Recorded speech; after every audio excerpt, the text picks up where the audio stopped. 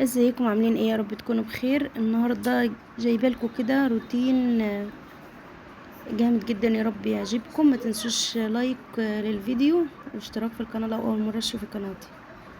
اهو زي ما انتم شايفين كده. اول حاجه هو شوف مراته جايه، بعدين راح نعكش كده بهدل الصاله تاني عن ما هي مبهدله يعني. وراح عامل نفسه ان هو نايم.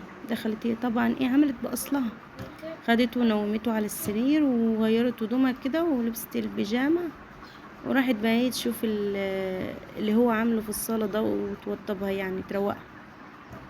اهو ابتدت شالت الازايز وبعدين جبت المكنسة وابتدت ان هي ايه تصلح اللي عمله.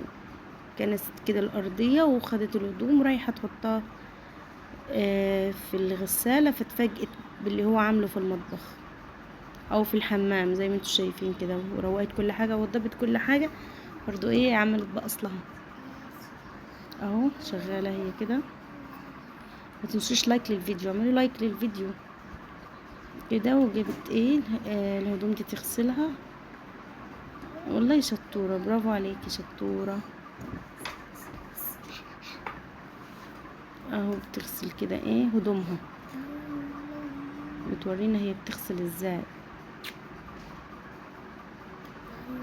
كده. وتعلق البيجامات بتاعتها وخسبت المخدات كمان. وجبت الحاجات دي اللي هي بتحطها في التواليت، تعمل رغاوي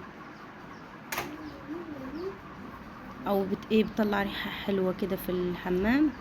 علقت المناديل والشباشب كده في الشماعات الحلوة دي بتاعتها. اعملوا لايك للفيديو يا جماعة، اعملوا لايك للفيديو بالله عليكم كده. وجبت الجردل بتاعها وحطت مية فيه والسائل اللي هي بتنظف بيه. اهو جبت المساحة، والله جدعة يعني عملت بأصلها. اهو ما تنسوش يا جماعة لايك للفيديو، لايك للفيديو بالله عليكم. هتجهز غدا، هتعمل اكل كده بعد ما خلصت تنظيف دخلت المطبخ هتبتدي انها ايه هتعمل اكل. اعملوا لايك للفيديو وقولوا لي رايكم في الفيديوهات اللي انا بنزلها، عشان ننزل فيديوهات زي كده مع بعض. فيديوهات روتين زي ما انتم شايفين كده. اهو غسلت الخضار وحطيت له المعقم ورايحه ايه تعمل الرز. شايفين الادوات؟ كفايه الادوات اللي هي بتشتغل بيها، ادوات جميله كده. حطيت الرز كده. دي ايه بقى؟ دي تشرح بيها البطاطس كده. شرحت البطاطس، شايفين الشرايح البطاطس رفيعة كده وجميلة. دي بتشرح بيها الكوسة.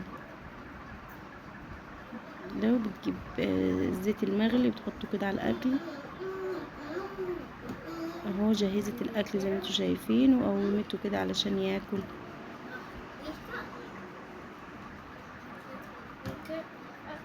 خلص اكله وهي هتاخد طبعا او خلصوا مع بعض اكل. هتاخد المواعين علشان تغسلها. هي كده هي بتورينا كمان ايه الادوات اللي هي بتستخدمها. دي ليفة تغسل بيها الاطباق، ودي النشافة بتحط الاطباق كده.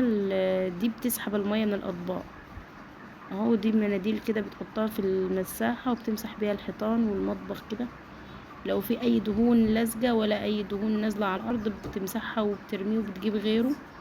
شايفين بتشتغل وهي بتتفرج على التليفون. بص في التليفون يعني. شايفين المناديل؟ شايفين المساحة دي جميلة جدا. حطت شماعة كده على الحيط، حطت فيها الفوط، وجابت كده البانيو بتاعها اللي هو ده. هدوت فيه حمام بقى شاور بتاعها.